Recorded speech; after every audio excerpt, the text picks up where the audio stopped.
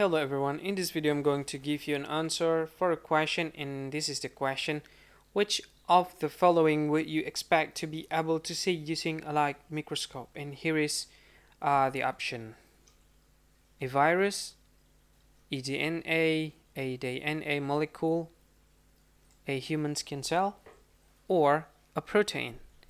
And the answer for the question is C, a human skin cell. That's the answer for the question. Thank you so much for watching this video. Hi, thank you so much for being part of this video. If you find this video is really helpful, you got to support us by clicking on this like button and share it to your friend. And of course, you need to subscribe in this channel by clicking the subscribe button, and don't forget to click on this ring button to get notified for every video we upload on YouTube. And if you have any question or you want to just say thanks to us, just click on this comment section and you can say whatever you want and click in comment. I think that's all of it. Thank you for watching and see you again in the next tutorial.